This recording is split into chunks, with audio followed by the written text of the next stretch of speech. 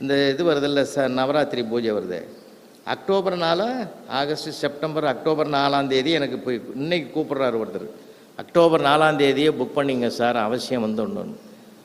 கேள்வி செல்வத்திலே சிறந்திருக்கிறார்கள். அது மட்டுமல்ல, திரும்ப திரும்ப பேச்சாளர்களை எல்லாம் அழைத்து கௌரவிப்பதோடு அவர்களுடைய கருத்துக்களை உள்வாங்கி அதை உணர்வுபூர்வமாக மற்றவர்களுக்கு பரிமாறிக்கொள்வதிலும் சிறந்தவர்கள் இவர்கள் என்பதை நான் பல இடங்களிலே பார்த்து மகிழ்வதனால் உண்மையிலே பெருமைப்படுகிறேன். இப்படிப்பட்ட ஒரு பெருமையோடு உங்களை எல்லாம் சந்திப்பதற்குரிய மிகப்பெரிய வாய்ப்பை தருகிறவர் என்னுடைய பாராட்டுதலுக்குரிய நண்பர் துரை அவர்களை இந்த நேரத்தில் அன்போடு பாராட்டுகிறேன். ஏன்னா அவர் ஃபோனில் வந்து உரிமையாக பேசுவார். அந்த உரிமை எனக்கு ரொம்ப பிடிக்கும். ஏன்னா ஒரு நிகழ்ச்சி நடத்துறதுன்றது சாதாரணமான விஷயம் இல்லைங்க. உண்மையிலே சொல்கிறேன், நாங்கள் இவ்வளோ பேர் வருவீங்கன்னு நான் எதிர்பார்க்கவே இல்லை. கொரோனாவுக்கு பிறகு கூட்டம் வர்றதே ரொம்ப கஷ்டமாக இருக்குது பல இடங்களில். இன்றைக்கு அரங்கம் நிறைந்து பெரியவர்கள்லாம் வந்திருக்காங்கன்னா அது நான் வர்றதுக்கு முன்னாடி மண் குளிர்ந்திருக்கிறது. இப்போ மனம் குளிர்வதற்கான நிகழ்ச்சி.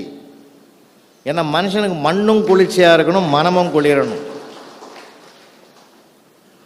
அதனால் உண்மையில் இதை அரும்பாடுபட்டு ஒரு நிகழ்வை நகைச்சுவை மன்றம் தொடங்கி வச்சிருக்கிறாங்க பல இடங்களில். ஒரு 10 நிகழ்ச்சியோடு முடிஞ்சு போகுது. ஆனால் 200ஐயும் 100ஐயும் தாண்டி 200ஐயும் தாண்டி 219வது என்ற எண்ணை தொட்டு நாளைக்கு 250, 275, 300 என்று பயணிக்கக்கூடிய அளவுக்கு இதனுடைய அஸ்திவாரத்தை ஆழமாக போட்ட பெருமை நம்ம துரைக்கும் தலைவருக்கும் பெருமை சார்ந்த பெரிய விஷயம். பெரிய இப்போ நல்ல ஒரு பலத்தை கைத்தட்டு கொடுங்களேங்க. பொதுவாக பேச்சாளருடைய பேச்சு வெற்றி பெறணும்னா அது உங்கள் கையில் தான் இருக்குது, உங்கள் கையில் தான் இருக்குதுன்னு.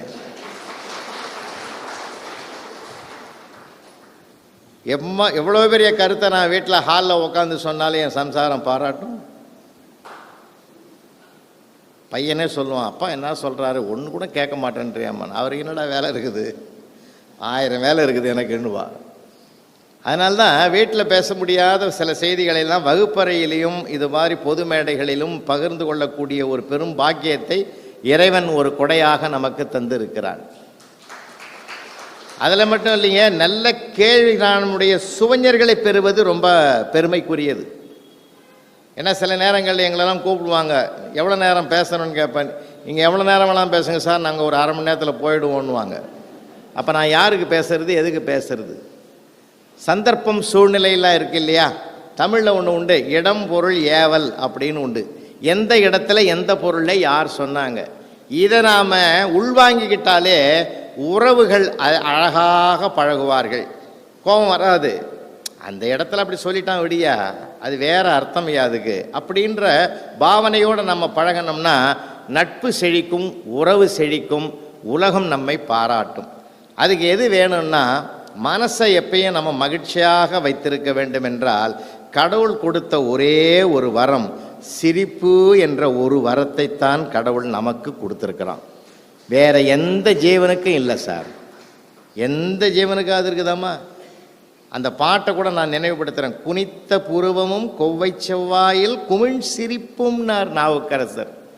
அப்போது அம்பலத்தாடும் எம்பெருமானுடைய ஆடல் வல்லானுடைய முகத்தையே அழகுபடுத்துவது அந்த புன்னகை வடிவம் என்றால், அந்த புன்னகையை நாம் எடுத்துக்கிட்டோம்னா அந்த கலகலப்பான ஒரு சிரித்து பழகக்கூடிய ஒரு அழகை நாம் எடுத்துக்கிட்டோம்னா வாழ்க்கையில் ரொம்ப ஆயுள் கூடும். முதல்ல ஆயுள் கூடும். நான் ஒன்று சொல்கிறேங்க உங்களுக்கு, ஒரு 2.5 வருஷத்துக்கு முதல் அலை அலையாக வருதுன்னோ கூட்டம், இப்போ அலையாக பூச்சி வந்தது. முதல் அலை போச்சு, 2வது அலை போச்சு, 3வது அலை போச்சு. இந்த 3 அலையிலையும் மீறி தப்பித்து நாம் உயிரோடு இருப்பதற்கே இறைவனுக்கு நன்றி சொல்லணும். நெஞ்சார சொல்கிறேன் நான். எவ்வளோ பேர் காணாமல் போயிட்டாங்க. வல்லரசு நாடு என்று சொல்லப்படுகிற அமெரிக்காவிலே லட்சக்கணக்கான பேர் போயிட்டான். அப்போது இறப்பே இல்லாத நாடு வல்லரசா, இறப்பை அதிகமாக சந்தித்த நாடு வல்லரசா? அப்போ நாம் பாரதத்தில் பிறந்ததுக்கு புண்ணியம் பண்ணியிருக்கணும் ஐயா. வேடிக்கையான விஷயம் இல்லை, இது புண்ணிய பூமி, இது ஞானிகள் சித்தர்கள் நடமாடிய பூமி, இது சாதாரணமான மண் இல்லை இந்த மண். அதனால்தான் பாரதி போனான், செந்தமிழ் நாடெனும் போதினிலே இன்பத்தேன் வந்து பாயது காதினிலேன்னு. அதனால் மகிழ்ச்சியாக இருப்போம், கலகலப்பாக இருப்போம், எது நடக்குமோ அது நடந்தே தீரும். கண்ணதாசன் சொல்லுவார், போன வாரம் தான் மலேசியாவில் கண்ணதாசனை பற்றி பேசிட்டு வந்தேன். கண்ணதாசன் சொல்லுவார், ஒரே வரியில் சொல்லிட்டார், இருக்கத்தான் வந்தோம் இல்லாமல் போகிறோம், இருக்கத்தான் வந்தோம் இல்லாமல் போகிறோம். ரெண்டே சொல்லில் முடிச்சிட்டாருங்க லைஃப்பை. என்ன அருமையானது இது வரி. அதை தான் ஒரு பையன் எழுதுனான், எழுந்தா காப்பி எழுந்திருக்கலன்னா பாலுன்னு. அதை நீங்கள் ஆழமாக பாருங்கள். எழுந்தா காஃபி, ஃபில்டர் காஃபி, அவன் எழுந்திருக்கலன்னா ஒரிஜினல் பால். அதனால் சின்ன சின்ன காதற்ற ஊசியும் வாராது காணும் கடைவழிக்கேன்னு ஒற்றை வரிதானே பட்டினத்தாரை துறவு கோலத்தை ஏற்க வைத்தது இல்லைங்களா? பத்ரகிரியார் மகாராஜா இல்லை, பத்ரகிரியார் மகாராஜா பட்டினத்தாரை பார்த்து எல்லாத்தையும் வெறுத்துட்டாரு. வைர வைடூரியங்களெல்லாம் வெறுத்துட்டு பட்டினத்தாரு துறவு கோலம் கொண்ட பிற்பாடு பத்ரகிரியார் அவர் பின்னாடி போனார். ஒரு சத்திரத்தில் உட்காந்துங்கிறாங்க. ஒரு சத்திரத்தில் உட்காந்துருக்கும் போது பட்டினத்தார் அந்த பக்கமாக இருக்கிறார், பத்ரகிரியார் இந்த பக்கம் உட்காந்துங்கிறார். அங்கே ஒருத்தன் வந்து பட்டினத்தாரை பார்த்து எனக்கு ஏதாவது கொடுங்கன்னு யாசகம் கேட்குறான். பட்டினத்தார் சிரிக்கிறாரு. நானே மற்றவங்கிட்ட போய் யாசகம் கேட்குறேன்டான்னா என்கிட்ட வந்து யாசகம் கேட்குறியாப்பா? அது உட்காந்துங்கிறார் பார் மகாராஜா, அவர்கிட்ட போய் கேளு. அவரும் துறவியாக தான் மாதிரி உட்காந்துங்கிறார். அவர்கிட்ட போன உடனே அவரும் அதான் சொன்னார். அவன் போன பிறகு கேட்டார் பத்திரிகிரியார், நானும் தானே எல்லா ராஜ்யத்தையும் திறந்துட்டு வந்து துறவியாக உட்காந்துங்கிறேன், அவனை என்கிட்ட அனுப்புகிறீங்களே, அது உட்காந்துங்கிறார் மகாராஜா, அவரை போய் கேளுன்னு சொல்கிறீங்களே, என்ன நியாயம்னு. இங்கே பாரு, என்கிட்ட ஒன்றுமே இல்லை, ஆனால் உங்ககிட்ட திருவோடு வச்சுருக்க. அப்போ என்னை விட உங்ககிட்ட ஒரு பொருள் இருக்குதா இல்லையா? எனக்கு திருவோடு கொடுங்க, இல்லை கையில் தான் கேட்டு சாப்பிட்றேன், கையில் வாங்கி தான் சாப்பிட்றேன். அப்போ நீ திருவோடு வச்சுருக்கிறன்னா நீ மகாராஜா தான். அந்த திருவோட்டையும் தூக்கி போட்டார் அவர். ஏன்னா உலகத்தை சாதாரணமான பார்வையில் பார்க்கல நம்ம பெரியவங்க. ஆனால் கடவுள் நமக்கு வந்து ஒரு இல்லறம் என்ற ஒரு அறமான வாழ்க்கையை கொடுத்துருக்கான். துறவரம் என்பதும் அறத்தை தழுவியது. துறவரத்தில் இருந்துக்கிட்டு இல்லறத்தை நினைக்கப்படாது, இல்லறத்தில் இருந்துக்கிட்டு துறவரத்தை நினைக்கப்படாது. ஏன்னா இமயமலை அடிசாரில் கூட 2 சாமியார் சந்திச்சுக்கலாம். சந்திச்சவன் சும்மா இருக்கப்படாதா, நீ எப்படி சாமியாரானு கேட்டான். ஏன்னா அந்த சுகர் பேஷண்ட் 2 பேர் சந்திச்சா அப்படி தான் பேசுவான். உனக்கு எவ்வளோக்குது, எனக்கு உனக்கு எவ்வளோக்குது, பிபி எவ்வளோ ஏறுது எவ்வளோ இறங்குதுன்னு. அதை கேட்டு அவனுக்கு இல்லைன்னா இவனுக்கு அதிகமாக கூட ஏறிடும். அந்த மாதிரி நிறைய உண்டுன்னு வச்சுங்களேன். நீ எப்படி சாமியாரா? நான் ஒரு பொண்ணை காதலிச்சேன், அதனால் இந்த நிலைமைக்கு நான் வந்துட்டேன். அது சரி, நீ எப்படி சாமியாரான்னா, நீ எந்த பொண்ணை காதலிச்சு விட்டையோ அதை கல்யாணம் பண்ணிக்கின்னு தான் நான் இந்த நிலைக்கு வந்தேன்னா. ஏன்னா துறவியாக போகிறது கூட ஒரு பின்னணி இருக்குது. அதனால தான் அழகாக சொன்னாங்க, துறவரம் அறம் சார், அறம் தர்மத்தோடு பின்னி பிணைந்ததாங்க நம்ம வாழ்க்கை. அந்த தர்ம குணத்தை காப்பாற்றுவதும் பண்பாட்டை காப்பாற்றுவதும் கலாச்சாரத்தை காப்பாற்றுவது எதுன்னு கேட்டால், குடும்ப உறவுகளோடு மகிழ்ச்சியாக கலகலப்பாக வாழ்க்கையை வாழ பழகிட்டோம்னா உண்மையான ஒரு பெருமையை நாம் அடையலாம். ஒரு மன திருப்தி தானே சார் மனுஷனுக்கு என்ன இருக்குங்க? மன நிறைவு தான். மன நிறைவு தான் வாழ்க்கையின் முதல் வேண்டுகோள். இறைவனிடத்தில் கூட எனக்கு வேண்டுங்க, அது கூட இது கூட வேண்டத்தக்கது அறிவோய் நீன்னாங்க பெரியவங்க. நமக்கு என்ன வேணும்னு இறைவனுக்கு தெரியும். அதை வேண்டாம், மனநிறைவு என்ற ஒன்றை கொடுத்தாலே போதும். ஏன்னா செல்வம் என்பது சிந்தையின் நிறைவுன்னா பழைய சங்க இலக்கியத்தில். மனசை நிறைவாக வச்சுக்குவோம், மகிழ்ச்சி தானாக குடியேறும். எந்த நகைச்சுவையும் சாதாரணமானதில்லை. தயவு செஞ்சு சொல்கிறேன், இங்கே இருக்கிற பெரியவங்களாயிட்டீங்க எல்லாருமே, இருந்தாலும் நீங்களும் கொஞ்சம் சேர்ந்து போங்க, முடிஞ்ச வரைக்கும் போங்க. குடும்பத்தோடு போய் சில நேரங்கள்லாம் நாங்கள்லாம் பார்த்தீங்கன்னா அந்த காலத்தில் ஜவுளி எடுக்க போனாலும் சரி, நகை வாங்க போனாலும் சரி, ஃபேமிலியில் இருக்கிற அத்தனை பேரும் போவோம் சார். எல்லாருமே போவோம். எங்கள் அப்பா எங்கள் அம்மா எல்லாமே போவாங்க. நாங்கள்லாம் கூட போவோம். அந்த பழக்க வழக்கம் தான் எனக்கும் இப்போ. நான்லாம் என் மனைவி அழைச்சிக்கிட்டு பல அனுபவங்கள் கிடைக்கும் சார். அங்கே அவளை அழைச்சிக்கிட்டு ஒரு தடவை ஜிஆர்டி தங்கமாலைக்கு போயிருந்தேன், டி நகருக்கு. 3 லட்சம் ரூபாய் எடுத்துகிட்டு போனேன். 3 லட்சம் ரூபாய்க்கு நகை அருமையாக வாங்கி முடிச்சிட்டா. முடித்து புறப்படும்போது என்னடா 3 லட்சமும் காலி ஆகிடுச்சேன்னு மனசில் நினச்சி வந்தேன். ஆனால் அந்த நகை கடைக்காரர் எவ்வளோ பெரிய தெளிவான மனுஷன்றது அப்புறம் தான் தெரிஞ்சுது. சார் வாங்க சார், சும்மா போகாதீங்க அப்படின்னு ஒரு காலி பர்ஸை கையில் கொடுத்தாம்பாரு. எனக்கு அதை நினைக்கிறப்பெல்லாம் மகிழ்ச்சியாக இருக்கும். என் பர்ஸை காலி ஆக்கிட்டு அவன் ஒரு காலி பர்ஸை கையில் கொடுத்தான் பார்த்தீங்களா சார். சின்ன விஷயந்தான் இது, சின்ன விஷயம். அதை நினச்சி நான் சில நேரங்களில் சிரிப்பேன். அதை விட பெரிய காமெடி என்னன்னா, பார்த்தியா இப்போ நகை வாங்கிறதுனால தானே உனக்கு ஒரு தனி நல்ல பர்ஸு கிடச்சிது. யார் அவ? அதில் ஒரு மகிழ்ச்சி. ஒருவேளை இந்த காலி பர்ஸை கொடுக்குற இதுலேயும் பணத்தை சேர்த்துன்னு வான்னு சொல்கிறாரோ அப்படின்னு தெரியல. ஒவ்வொரு இடத்துல இருக்குது சார். இதில் ஒருத்தருக்கு நகைச்சுவையாக சொல்லணும் அப்படின்னுலாம் அவசியம் இல்லை. ஏன்னா சில பண்பாடுகள் கூட பார்த்திங்கன்னா நம்ம முன்னோர்கள் எப்படி சொல்லி கொடுத்தாங்க. ஐயா, இங்கே இருக்கிற பெரியவங்களுக்கு எல்லாருக்குமே கொஞ்சம் மலர நினைவுகளில் கொஞ்சம் வாங்க. எங்கள் ஐயா தேவராஜா சொன்ன மாதிரி பழைய நினைவுகளை என்ன அழகாக பகிர்ந்துக்கிட்டார். அப்படின்னா என்ன அர்த்தம்? அந்த ஆழ்ந்த நட்பின் அடையாளம் அவை என்று அர்த்தம். அதுக்கு அவரை நேசித்ததனுடைய அடையாளம் அதுன்னு அர்த்தம். இவ்வளவு மூத்த வயதிலையும் கூட அதை நினைவில் வச்சுருக்கிறாங்கன்னா அந்த அன்பினுடைய ஆழம் அது. அது மாதிரி தான் பெரியவங்க நமக்கு நேரடியாக சொல்லி கொடுத்ததில்லை சார். இப்போ தாய்மார்கள்லாம் இருக்காங்க. குழந்தைய வளர்க்கும் போது கூட பார்த்தீங்கன்னா உள்ளங்கையை நீட்டி வச்சுட்டு முழங்கையால் வச்சு பப்பு கடைன்னு ஒன்று சொல்லி ஒவ்வொரு விரலுக்கும் இது பப்பு சாதம், இது மோர் சாதம், இது சாம்பார் சாதம், இது தயிர் சாதம் அப்படின்னு சொல்லி எல்லாத்தையும் கலந்து பாட்டிக்கு ஒரு ரூபாய், தாத்தாவுக்கு ஒரு ரூபாய், அப்பாவுக்கு ஒரு ரூபாய், பெரியப்பாவுக்கு ஒரு ரூபாய், சித்தப்பாவுக்கு ஒரு ரூபாய், அத்தைக்கு ஒரு ரூபாய், அக்காவுக்கு ஒரு ரூபாய், தங்கைக்கு ஒரு ரூபாய், மாமாவுக்கு ஒரு ரூபாய்னு உறவுகளையெல்லாம் ஊட்டுகிற உணவோடு உணர்வில் கலக்கக்கூடிய அற்புதமான பெருமையை ஒரு தாய் இந்த மண்ணில் பெற்று அந்த குழந்தைக்கு கொடுத்து கடைசியில் உனக்குன்னு சொல்லிட்டு அந்த குழந்தைய கிச்சு மூட்டுவா தெரியுங்களா? அது கலகலன்னு சிரிக்கும். ஏன் தெரியுமா? அடுத்தவர்களுக்கு கொடுக்கும் போது சிரித்து கொண்டே கொடுக்க வேண்டும் என்ற பண்பாட்டை சொல்லி கொடுத்த மண்ணியா அந்த மண். அப்போ சிரிப்பு என்பது மனுஷனுக்கு வேணும். குழந்தை எப்போ பார்த்தாலும் சிரிக்கும். ஆனால் அது வளர்ந்த பிறகு சிரிக்கிறதுக்கு காரணம் கேட்குது. சிரிடான்னா ஏன் சிரிக்கணும்? இப்போ காரணம் கேட்குற அளவுக்கு ஆகி போகுது.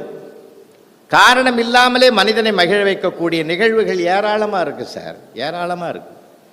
தொட்ட இடங்கள்லாம் இருக்குது. அப்போ பேசணுன்றேன். பேசினா தான் அந்த நகைச்சுவைக்குரிய செய்திகளே சேரும். பிளானிங் பண்ண முடியாது. அன்றைக்கி கூட ஒரு அம்மா சொல்லுது, வீட்டுக்காரரை பார்த்து ஒரு அம்மா சொல்லுது, எங்க நான் வெளியில் போகிறோம், உங்களுக்கு என்ன வேணும்னு. அதை விட எனக்கு என்னடி வேணும்னா, ஏன்னா அது யதார்த்தமாக தான் சொல்லிச்சு, நான் வெளியில் போகிறேங்கன்னு. இவன் அதுக்குள்ளே நுழைஞ்சு அதை விட எனக்கு என்ன வேணும்னா, அதுக்கு மேலே அங்கே என்ன ஆர்ப்பாட்டம் நடந்ததா அமைதியானதான்னு அது வேறு விஷயம். ஏன்னா சில நேரங்களில் சில எதிர்பாராத உரையாடல்கள் அற்புதமாக இருக்குது சார். சில பேர் இப்போ நாமெல்லாம் என்ன பண்ணுறோம், டிவி பார்த்துக்கினே சாப்பிட்றோம் இல்லை. இப்போ அந்த பழக்கம் குழந்தைங்களுக்கு உருவாகியாச்சு. செல்லை ஆன் பண்ணிவிட்டு கார்ட்டூன் படத்தை கொடுத்துட்டு கையில் ஒரு கிண்ணத்தில் சாதத்தை போட்டுட்டோம்னா அது சாதம் உள்ளே போகுதா கீழே போகுதான்னு தெரியாமலே அந்த கார்ட்டூனை பார்த்துக்கிட்டே போகுது. செல்லம் கொடுத்து ஊட்டின நிலைமை மாறி இப்போ கருவி உறவு ஊட்டினது போய் கருவி ஊட்டுது இப்போ இல்லையா? நாமளும் அந்த மாதிரி தான் அடிக்ட் ஆகிட்டோம். அந்த டிவிக்கு முன்னாடி உட்காந்து படத்தை பார்த்துங்க. அன்றைக்கி மாதிரி தான் ஒருத்தன் உட்காந்து வீட்டில் உட்காந்து டிவியில் பார்த்துக்கிட்டே சாப்பிட்டுங்கிறான். அந்த அம்மா உள்ளேருந்து சொல்லுது, டிவி பார்த்துன்னே சாப்பிடாதையா, டேஸ்ட்டு தெரியாதுன்னுச்சு. அவன் சொல்கிறான், அது டேஸ்ட்டாக இருந்தால் நான் ஏன்னு டிவி பார்க்குறேன்னா. அங்கே ஒரு ஹியூமர் உருவாகுதா இல்லைங்களாங்க எந்த இடத்துலையுமேங்க. அதான் சொல்கிறேன், குடும்பத்துக்குள்ளே தான் சார் இருக்குது. அதனால தான் குடும்பத்தை ஒரு கோயில்னு சொன்னாங்க. குடும்பம் ஒரு கோயில்னு சொன்னது சாதாரணமான விஷயம் இல்லை. கல்யாணமான உடனே கோயிலுக்கு போக சொல்கிறாங்களே, ஏன் தெரியுங்களா? தம்பதிகளெல்லாம் கோயிலுக்கு போக சொல்லுவாங்க சார். இன்னும் கூட நான் மணிமாக சொல்கிறேங்க, ஒரு சிவாலயத்துக்குள்ளே போங்களேன், கர்ப்பகிரகத்தில் ஈஸ்வரன் சன்னிதானம் சன்னதி இருக்கும், சிவன் இருப்பார். வாசல்லே நுழையில் பார்த்தீங்கன்னா இந்த பக்கம் விநாயகர் இருப்பார், இந்த பக்கம் முருகர் இருப்பார். வலது பக்கம் பார்த்தீங்கன்னா அம்பாள் காட்சி கொடுப்பாள். அப்போது தாயார், தகப்பன், பிள்ளைகள், ஒரு குடும்பத்தையே பார்க்குறோம்.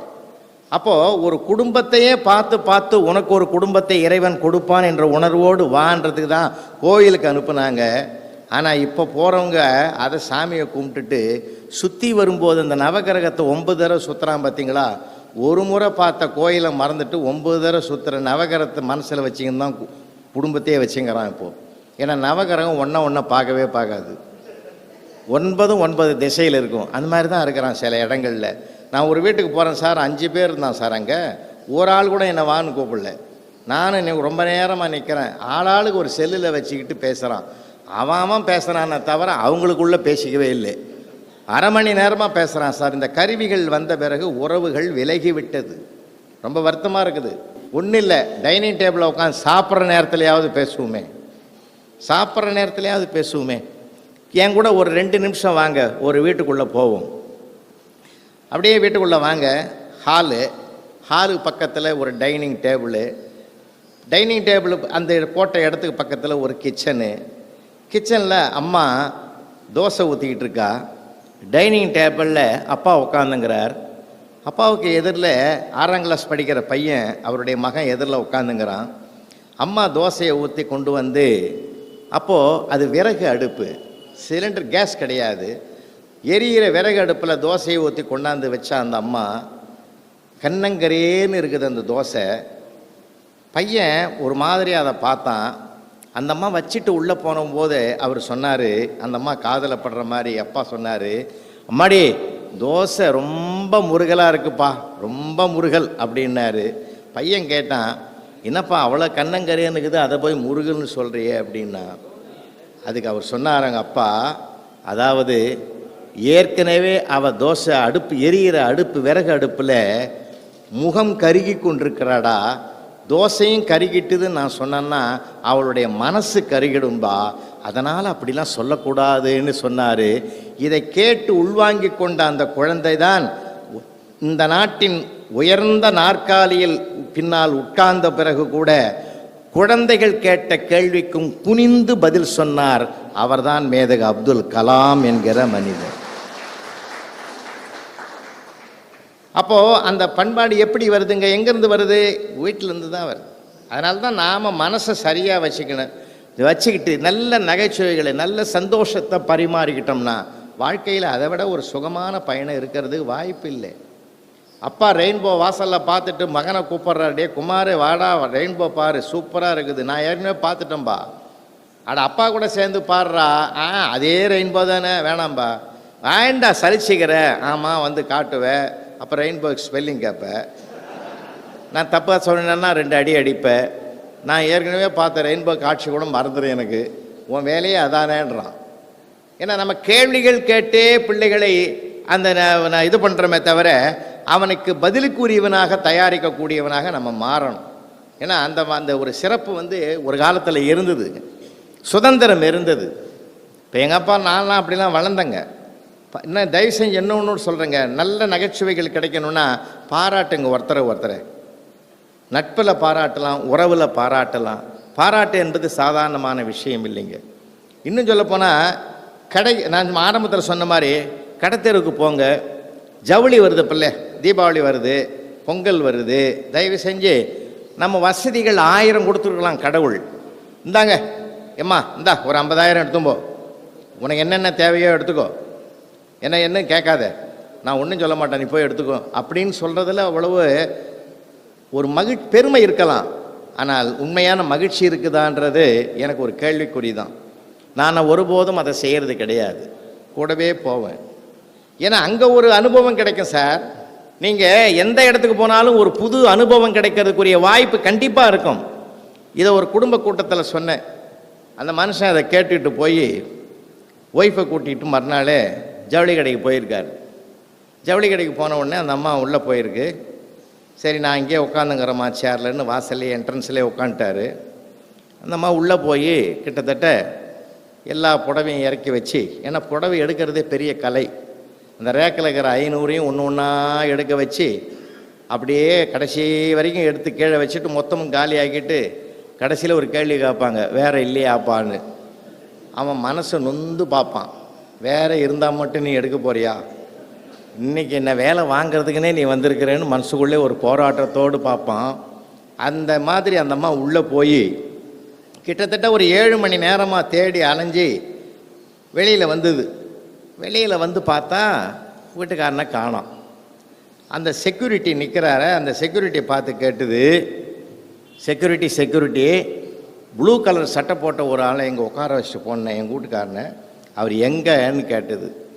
அந்த செக்யூரிட்டி சொன்னார், அடியே என்னை நல்லா பாரு. நான் தான் அந்த செக்யூரிட்டியேன்னாரு. உனக்கே எந்த வேலை அப்படின்னா, நீ உள்ளே போன இல்லை, அங்கே நின்றுந்தான்ல ஒரு செக்யூரிட்டி, வருத்தமாக இருந்தான். ஏன் வருத்தமாக இருக்கிறேன்னு கேட்டேன்.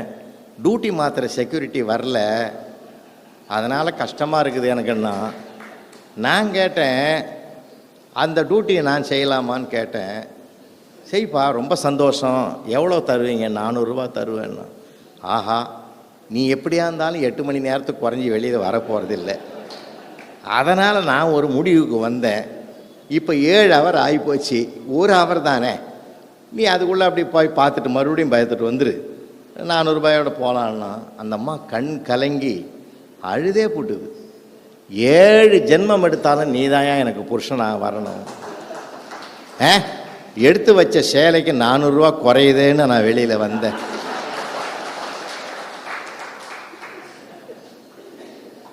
அது எப்படியா, நான் நினைச்சதை நீ நிறைவேற்றுற, இதுதான்யா மனசு பொருத்தம்ன்றது. அன்னைக்கே எங்கள் அப்பா சொன்னார், 10 பொருத்தத்தில் 9 இருக்குது, உன் வீட்டுக்காரங்க மனசு பொருத்தம் அமோகமாக இருக்குதுன்னு சொன்னார். நான் இன்னைக்கு கண்ணால் பார்த்து அனுபவிக்கிறேன்யா. நல்லதுயா, நீ நல்லா இருப்பையா அப்படின்னு அந்த 400 ரூபாயும் கொண்டு போய் கொடுத்து அந்த புடவையை வாங்கின்னு வந்தான். அவன் மனசுக்குள்ளே நினைக்கிறான், இந்த 400 போச்சா. ஏன்னா வாழ்க்கையில் கொண்டாடணும் சார். வாழ்க்கை என்பது கொண்டாடுவதற்குரியது. நாளை என்பது நிச்சயமா இல்லையா என்பது இறைவன் கையில். இன்று இருப்பது நிஜம். நேற்றைய கவலையை வேண்டாம், நாளைய பயமும் வேண்டாம். இன்று இருக்கிற மகிழ்ச்சியை கொண்டாட பழகுவோம். நிச்சயமான ஒரு நிலையை நாம் பெறுவோம். சந்தோஷமா இருப்போம் சார். அதுக்காக போய் உட்காந்து வருத்தம் பண்ண முடியுமா? அதனால தானே ஆண்டவனே நமக்கு ஒரு அதிசயமான இதை கொடுத்துருக்கான்.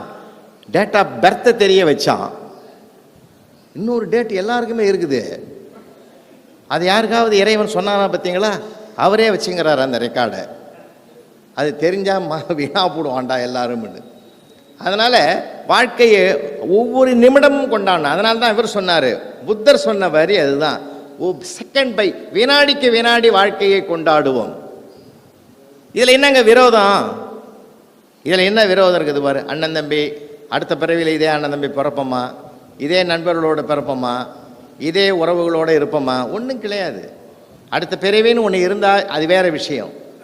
இந்த பிறவியில் ஒருத்தருக்கு ஒருத்தரை மதிப்போம் சார், ஒருத்தர் சந்தோஷப்படுத்தும் சார். அதனால தான் அர்த்தநாரீஸ்வரருடைய இப்போ அமைப்பே என்னங்க, திருச்செங்கோட்டில் 50-50 பாராளுமன்றத்தில் பெண்களுக்கு 33% போராடிங்கிறான். நம்ம ஆன்மீகம் 50-50 என்ற பங்கீட்டை ஆணுக்கும் பெண்ணுக்குமாக ஆண்டவன் வடிவத்திலேயே கொடுத்தது. என்ன அழகு, என்ன பெருமை சார். அதனால அவங்களையும் மதிக்கணும்.